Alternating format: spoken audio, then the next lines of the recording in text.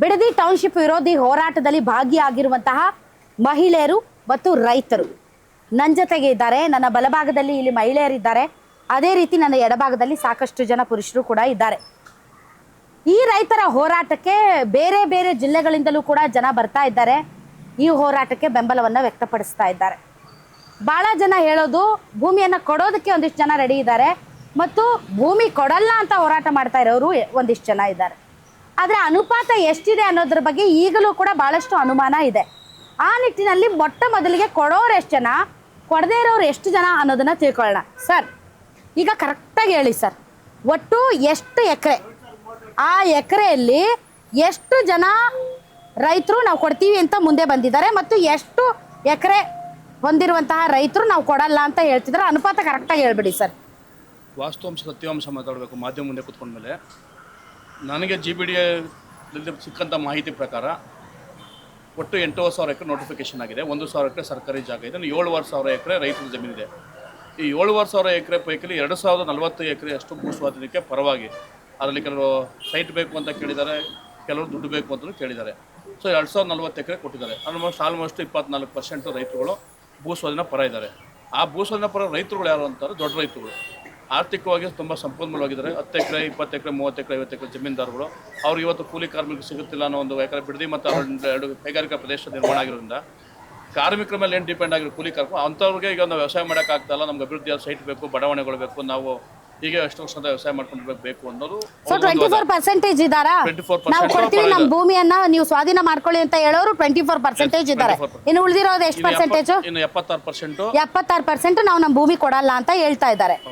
Okay sir, ಈಗ ನೀವು ಭೂಮಿ ಯಾರು ಕೊಡಲ್ಲ ಅಂತ ಹೇಳ್ತಾ ಇದ್ದೀರಲ್ಲ, ನೀವು ಭೂಮಿ ಕೊಡೋರ್ನ ಯಾಕೆ ಬೈತಾ ಇದ್ದೀರಾ ಅಂತ ಅಲ್ಲಿ ಹೊಸೂರು ಭಾಗಕ್ಕೆ ಹೋಗಿದ್ದೆ ನಾನೀಗ.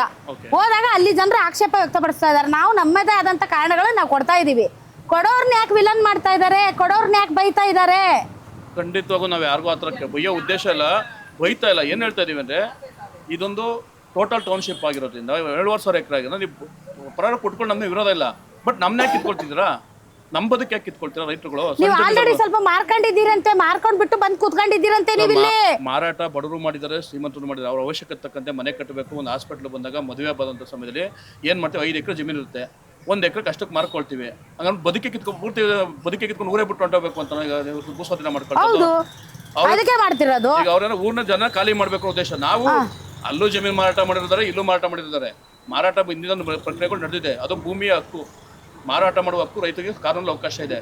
ಸೊ ಕಷ್ಟ ಬಂದಾಗ 10 ಕುಂಟೆ 20 ಕುಂಟೆ ಹಾಸ್ಪಿಟಲ್ಗೋ, ಒಂದೇನೋ ಮಕ್ಳ ಎಜುಕೇಷನ್ಗೋ, ಅಥವಾ ಒಂದೇನೋ ಒಂದು ಮನೆ ಕಟ್ಟಬೇಕು ಅಂತನೋ, ಇಲ್ಲ ಒಂದು ಹೆಣ್ಮಕ್ಳು ಮದುವೆ ಮಾಡೋಂಥ ಸಮಯದಲ್ಲಿ ಅರ್ಧ ಎಕರೆ 1 ಎಕರೆ ಮಾರಾಟ ಮಾಡೋದು ಸಹಜ. ಇನ್ನೊಂದು 1 ಎಕರೆ ರೆಡ್ ಝೋನ್ ಮಾಡಿದಾಗ ಕೇಳಲಿಲ್ಲ, ಈಗ ಕೇಳ್ತಾ ಇದ್ದೀರಾ? ಇಷ್ಟು ದಿನ ರೆಡ್ ಝೋನ್ ಆಗಿತ್ತು, ಏನು ಮಾಡಕ್ ಆಗ್ತಾ ಇರಲಿಲ್ಲ, ಈಗ ಕೇಳ್ತಾ ಇದ್ದೀರಾ? ರೆಡ್ ಝೋನ್ ಮಾಡಿದಂಥ ಸಮಯದಲ್ಲಿ ಹೋರಾಟ ಮಾಡಿದವರು ಯಾರು?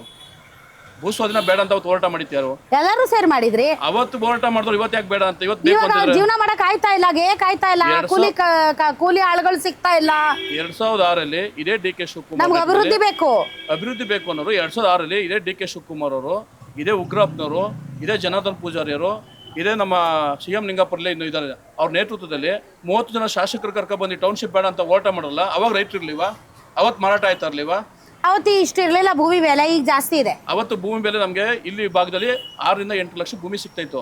ನಮ್ಮ ಪಕ್ಕದ ಹೋಬಳಿ ಆರೋಳ್ಳಿ ಮರಳವಾಡಿ ಅಂತ ಜಾಗಕ್ಕೆ ಹೋದ್ರೆ, ಅಥವಾ ಕೂಡ್ಕಲ್ ಹೋಬಳಿಗೋ, ಕೆಲಂಚ ಹೋಬಳಿಗೋ, ಪಕ್ಕದ ಹೋಬಳಿಗೆ ಹೋದ್ರೆ ನಮಗೆ 50,000, 1 ಲಕ್ಷ, 2 ಲಕ್ಷ ಜಮೀನು ಸಿಗ್ತಾ ಇದ್ದೋ. ಅವತ್ತು ನಮ್ಗೆ ಕೊಟ್ಟಂಥ ನಿರ್ಧಾರದ ಬೆಲೆ ಎಷ್ಟು? 25 ರಿಂದ 35 ಲಕ್ಷ. ನಾವು 1 ಎಕರೆ ಕಳ್ಕೊಂಡ್ರು ಸಹ ಅವತ್ತು ನಾವು 10 ಎಕರೆ ಜಮೀನು ತೆಗಿತು ಅನ್ನೋ ವಿಶ್ವಾಸ ಇತ್ತು.